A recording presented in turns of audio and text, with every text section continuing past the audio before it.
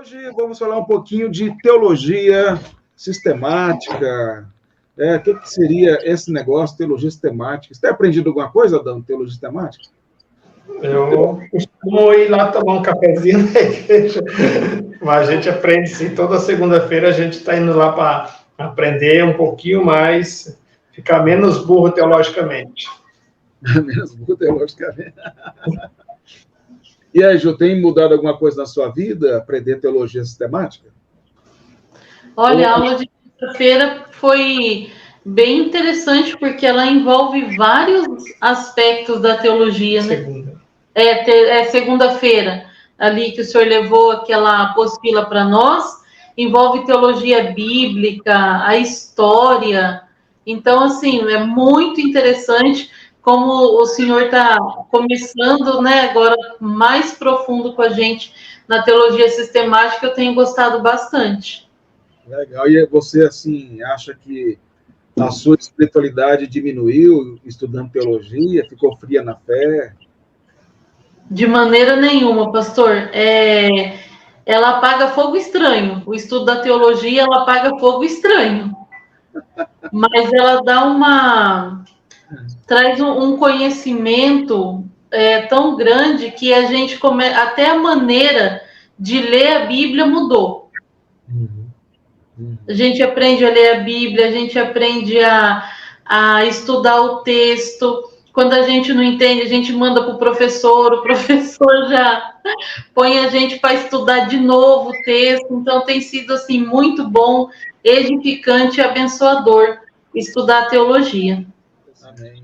Então, eu vou falar um pouquinho aqui com os irmãos, né, sobre a teologia sistemática, tentando falar de um modo descomplicado aqui, né, como é a intenção.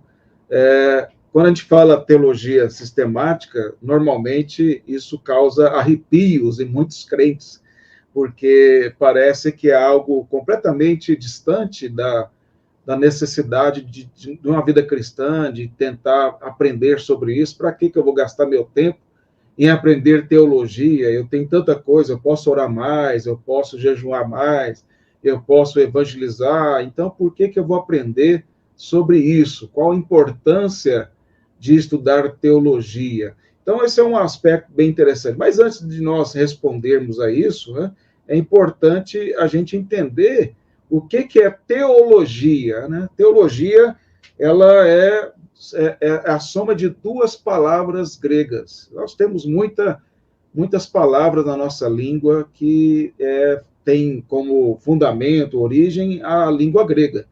E a teologia é uma delas. Então, tem duas palavras aí, tel, que é Deus, teos, que é Deus, e logia, ou logia, que vem de uma palavra que é logos. E aí, esta palavra logia, que vem da palavra logos, e aí eu vou explicar essa relação, ela quer dizer estudo, tratado ou discurso. Então, a teologia, em outras palavras, quer dizer estudo de Deus. Então, a pergunta é, qual igreja, por mais que ela despreze a teologia, ela não estuda sobre Deus? Então, a teologia, ela está na igreja, mesmo naquelas que as pessoas desprezam. Porque se ela fala de Deus, se ela estuda a Bíblia de alguma maneira, se ela prega, se ela expõe algum texto, ainda que erradamente, ela está fazendo uma teologia. Agora, a questão não é se ela faz teologia, se ela expõe teologia. A questão é qual é a teologia dela, se ela é bíblica ou não é bíblica. Porque, inevitavelmente, o fato dela estar numa igreja, dela conduzir uma igreja, ou dela expor a Bíblia, naturalmente, ela está fazendo uma teologia. Ela está estudando sobre Deus. Ela está elaborando conceitos. Agora, a questão é, esses conceitos que ela está desenvolvendo, eles são conceitos bíblicos? É realmente o que a Bíblia ensina? Ou é algo que ela tirou da cabeça dela, do coração dela, da experiência? Doutor Augusto Nicodemos estava falando que, inclusive, que a igreja, quando ela despreza o estudo da palavra, o conhecimento, ela aceita qualquer coisa. Tem gente agora em culto que até sobe em pau de sebo. Não sei se você sabe o que é pau de sebo, né? Aquele pau que ele passa o sebo e a pessoa tem que subir. Até isso tem agora em igreja, subir pau de sebo. Então, vale qualquer coisa. As pessoas fazem qualquer coisa, por quê? Porque elas têm uma teologia baseada na experiência, baseada no que elas acham, baseada no sentimento, na emoção, e não baseada na Escritura, no que a Escritura ensina de verdade. Então, a teologia é inevitável para a igreja. Esse é um primeiro aspecto. Segundo aspecto que deve ser entendido por você é que a questão é qual é a fonte desta teologia defendida pela pessoa. É a Bíblia ou é a experiência dela? O que deve reger a nossa vida? A experiência ou a Bíblia? A experiência, ela só é verdadeira quando ela está de acordo com a Bíblia. E eu não posso usar a experiência para interpretar a Bíblia. Eu devo usar a Bíblia para interpretar a experiência. Mas sabe qual que é o problema que as pessoas que defendem que a experiência é mais importante? É porque a experiência exalta o ego. A experiência exalta ela diante das outras. Ela diz que ouviu Deus falar com ela. Ela diz que teve uma visão. Ela diz que tem um camarada aí que fala que ele foi levado em visão para um galinheiro e as galinhas falavam em mistério. E o galo colocou a asa na testa dele. Mas o cara, assim, tem coragem de falar isso mesmo. E eu vi o vídeo ele falando isso. O galo colocou a asa na testa dele. E aí parece que teve uma galinha lá que interpretava o que o galo falava. E o galo falava que ele ia ser um homem de Deus, que ia pregar. É a mesma conversa sempre, né? Que vai ser o ungido do Senhor. Então, veja, as pessoas ficam abertas a todas estas coisas. E elas são levadas de um lado para o outro, de um vento de doutrina. Paulo diz, lá em Efésios, capítulo 4, Paulo fala que os pastores fiéis foram colocados sobre a igreja para ensinar a igreja a sã doutrina, de tal maneira que os crentes sejam amadurecidos na fé e não sejam levados por todo o vento de doutrina, como meninos.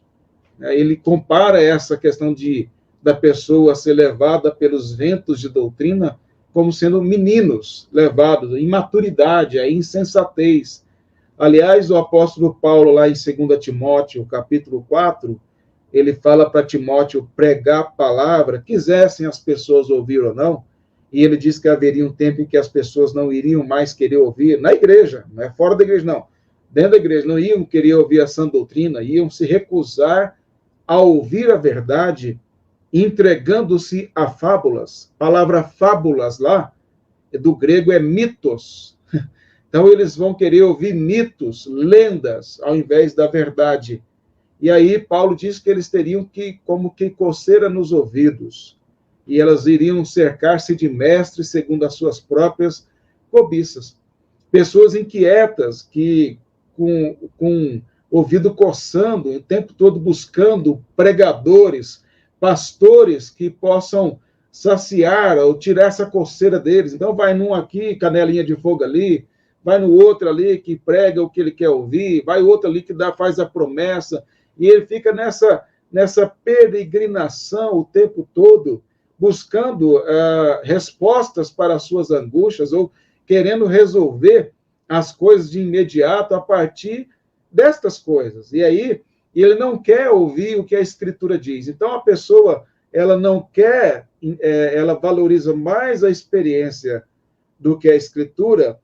Por quê? Primeiro, como eu disse, a experiência exalta o ego. E segundo, porque a Escritura destrói o ego. A Escritura desconstrói, ela te humilha, ela mostra que Deus é o centro e não você. Que Cristo é o centro e não você. A glória é para Ele, não para você. O mundo não gira em torno de você. Então, a Escritura, ela desfaz toda essa vaidade, esse orgulho, essa arrogância que há em nós, para mostrar que a única beleza real é encontrada em Cristo.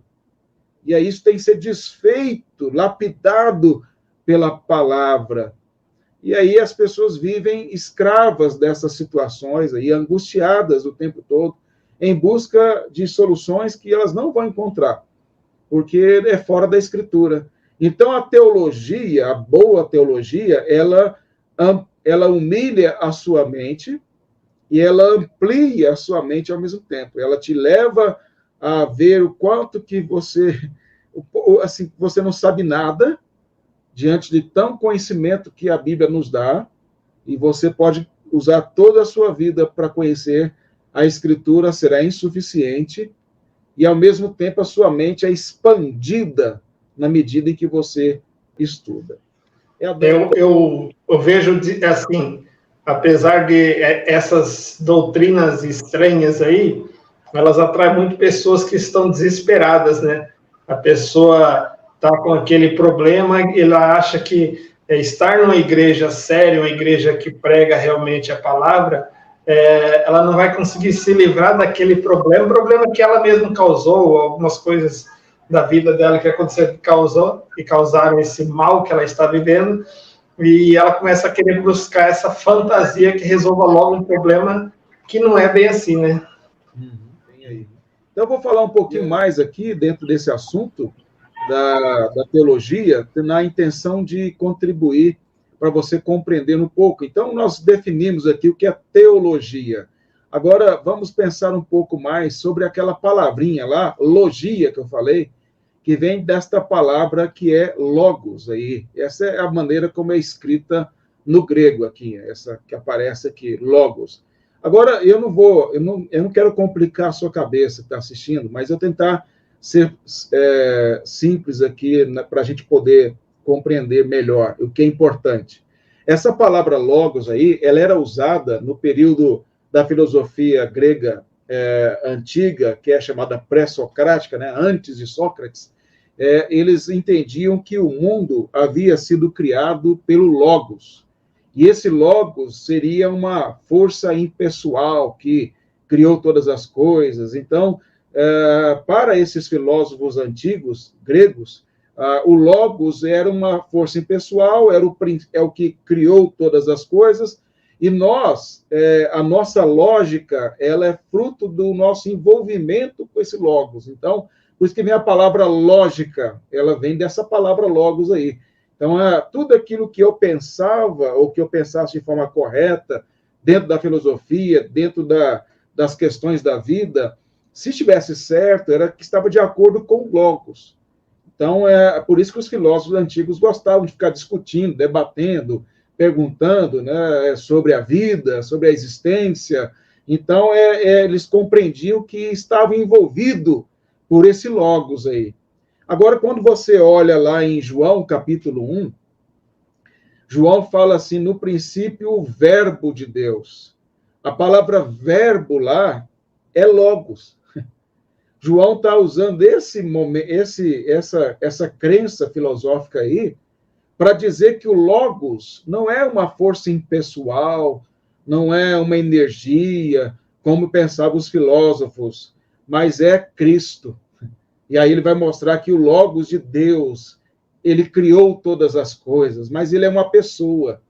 E João diz lá no capítulo 1, verso 14 do Evangelho, que ele habitou entre nós, ou seja, ele não apenas ele é uma pessoa, mas ele habitou entre nós, ele encarnou, ele fala cheio de glória e de verdade, esteve entre nós. Então, João vai mostrar que o Logos de Deus, que é Cristo, ele é aquele que andou entre nós e se fez carne. Era algo assim completamente ilógico para os gregos. Eles jamais entenderiam, aceitariam que o Logos pudesse ser uma pessoa e ainda pudesse tornar-se carne e andar entre nós. Por isso que Paulo fala lá em 1 Coríntios capítulo 1, que a pregação do evangelho da cruz é loucura para os gregos. Isso é uma coisa loucura para eles. Mas aí, o que eu quero fazer o link para você é o seguinte, qual é a ligação disso com teologia? Os gregos pensavam que toda lógica procedia do logos, certo? Mas, na verdade, toda lógica procede de Cristo. Ele é o logos de Deus. Então, qualquer pensamento lógico, correto, só é correto se ele estiver em Cristo. Essa é a grande verdade que a Bíblia nos mostra, o Novo Testamento nos mostra. Ou seja, toda a construção de pensamento, de raciocínio, toda a verdade, só é verdade e só tem lógica se ela estiver fundamentada em Cristo e na sua palavra. Tudo fora de Cristo, tudo fora da palavra é mentira, é fake news, é invenção dos homens, é tolice, é sofisma, é aparência de sabedoria, mas não tem nada disso. Mas por isso que o Senhor Jesus, em João, a grande ênfase nisso, que Jesus fala assim, eu sou o caminho, a verdade e a vida. Ele diz que ele é a verdade. A verdade é uma pessoa. A verdade é Cristo. Então não há verdade fora dele. Ele é a verdade absoluta. Ele é a razão pura. Ele é o raciocínio absoluto. Ele é o padrão absoluto de todo pensamento verdadeiro. Ele é a luz que ilumina o mundo. Fora dele só há trevas, fora dele só há ignorância, fora de Cristo só há inverdades. E tudo aquilo que os homens falam de verdade, os homens ímpios, só é verdade se estiver de acordo com a verdade absoluta, que é Deus, que é Cristo Jesus. Então, a teologia verdadeira é aquela que se constrói a partir de Cristo, a partir da sua palavra, a partir da verdade, não a partir da experiência, não a partir das ideias humanas ou da filosofia humana, mas a partir do raciocínio fundamentado na Escritura. E é isso que nós devemos entender. Quando você olha para a teologia sistemática, aí é uma outra palavra. Sistemática quer dizer sistematização. Ou seja, a teologia sistemática, ela organiza por temas, aqueles temas teológicos que a Bíblia aborda, para que nós possamos entender melhor as coisas. E depois vou mostrar para vocês aí como isso acontece dentro da teologia sistemática. Mas antes disso, vocês podem ver que não é apenas a teologia que que está ligado ao logos, aí, em termos filosóficos, nesse caso. A sociologia, logia, psicologia, logia, estudo da psique, da alma, da mente. Antropologia, logia, estudo da antropose, homem, estudo do homem. Então, isso é usado fora, não só na teologia. Só que, usando isso aqui, a psicologia, a sociologia, a própria teologia e a antropologia, e assim por diante, qualquer área de conhecimento só é verdadeiro, ou só diz a verdade, se estiver de acordo com Cristo, que é o Logos de Deus. Se estiver de acordo com o Evangelho, se estiver de acordo com a Escritura. Ou seja, nenhuma destas áreas de conhecimento tem condições de determinar a verdade. Porque elas, quando falam a verdade, só estão falando aquilo que está de acordo com o que a Escritura já diz, que Jesus já nos fala. Portanto, quando nós estudamos teologia, você adquire conhecimento, teologia conforme a Bíblia, você adquire conhecimento para interpretar todas as outras áreas de conhecimento que estamos envolvidos. Você tem a base para poder olhar para tudo isso, porque tudo pertence a Deus, os céus e a terra. Não é nada que pertence ao diabo, aos homens, tudo pertence a ele. Então, nós olhamos para todas as coisas que pertencem ao nosso Deus e nós interpretamos a partir da boa teologia.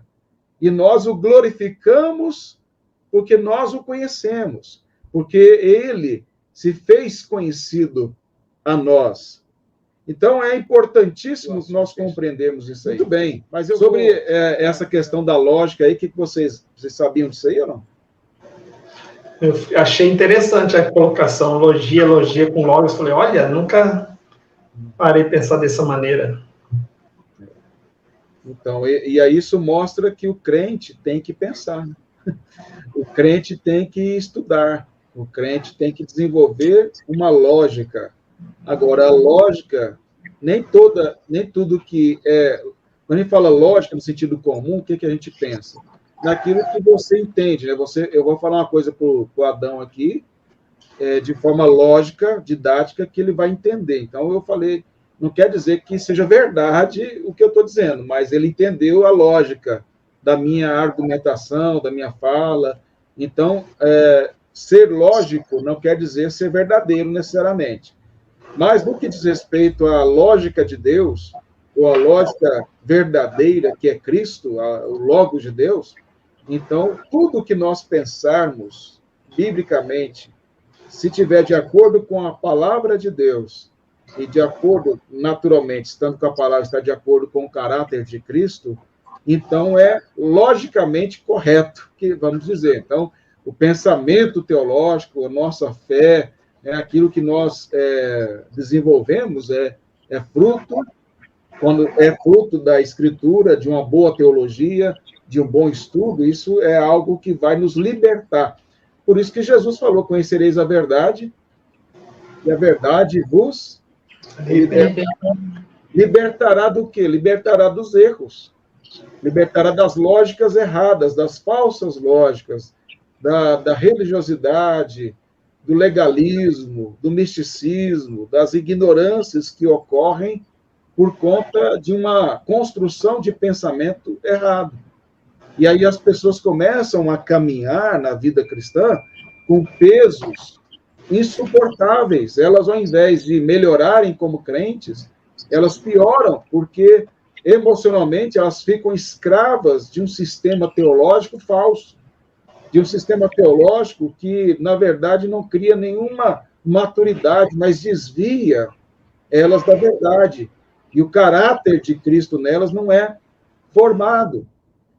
Quando nós olhamos, o apóstolo Paulo diz em Colossenses capítulo 3, verso 15, ele fala, habite em vós ricamente, 3,16, melhor dizendo, Colossenses 3,16, habite em vós ricamente a palavra de Cristo. Então, deve habitar em nós ricamente a palavra de Cristo. E a palavra de Cristo é o Evangelho, é a Escritura. Portanto, na medida em que nós aprendemos da palavra de Deus, nós somos enriquecidos, não só espiritualmente, mas intelectualmente. A nossa mente é desenvolvida mais na área intelectual. A gente aprende a refletir melhor sobre as coisas. É dado a nós condições de desenvolvimento na sabedoria. Mas aí, no slide anterior, eu mostrei a questão do logos, né, e da lógica que se procede através de Cristo, e a teologia sistemática, que é a sistematização de temas.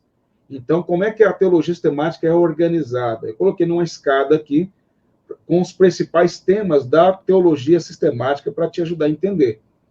Então, a teologia sistemática começa com o primeiro tema, que chama prolegômena. Não precisa decorar esses nomes aqui, eu só coloquei para te informar. E quer dizer introdução. Introdução à teologia. Então, começa a estudar sobre como Deus se revela através da criação, Deus se revela através da consciência humana, Deus através da história, e Deus se revela através da Escritura. Então, nesta parte aqui, você estuda sobre a inspiração das Escrituras, que é a base do conhecimento, onde você vai tirar todo o restante do conhecimento. Então, a base, o primeiro degrau seu aí, é estudar sobre a Escritura, sobre a inspiração das Escrituras. Agora, a Escritura revela quem? Acompanhe o raciocínio. A Escritura revela quem? Deus. Então, qual que é o próximo assunto? O estudo sobre Deus, o ser de Deus, os atributos de Deus, que é chamado de teontologia na teologia. Depois que você estudou sobre Deus, que é o Criador e sustentador de todas as coisas, você vai estudar sobre aquele que ele criou a sua imagem e semelhança. Qual é o próximo assunto? O estudo sobre o homem. Então, vamos estudar agora o que quer dizer o homem ser criado à imagem de Deus, o que a queda afetou na imagem de Deus, como essa imagem será restaurada através de Cristo. Então, é a antropologia, só que é a antropologia bíblica. Na faculdade tem antropologia, mas não é bíblica, ela é humanista. Mas a antropologia bíblica, verdadeira, a lógica, a verdadeira, que é a partir da Escritura. Você estudou sobre o homem, e aí descobriu que o homem pecou e a queda afetou a imagem de Deus no homem, e ele agora precisa de um salvador, né? Precisa de um redentor. E aí o próximo assunto é cristologia. Cristo vai ser estudado agora. Então, aí eu estudo sobre Cristo. Depois, você estudou sobre Cristo, você tem a salvação por meio de Cristo. Então, vai ser estudo da salvação, soteriologia. Estudou sobre a salvação, um povo vai ser salvo, pessoas são salvas por meio de Cristo pela graça, que formam um povo, que formam uma igreja.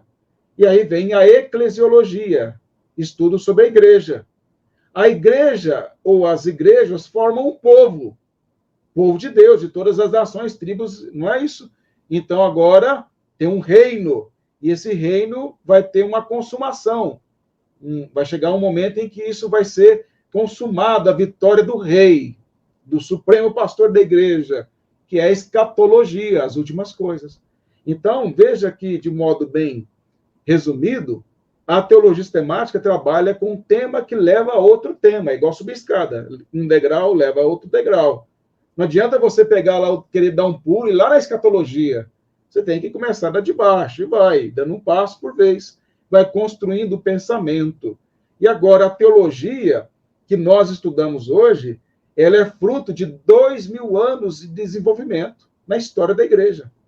Se ela é fruto de 2000 anos de desenvolvimento, você acha que alguém tem condições de desenvolver algo que ninguém nunca desenvolveu antes, no sentido de descobrir uma América? Não. Tudo que nós hoje discutimos, alguém no passado já discutiu. Só que o que acontece? A gente desenvolve mais o que as pessoas do passado não tiveram tempo para desenvolver.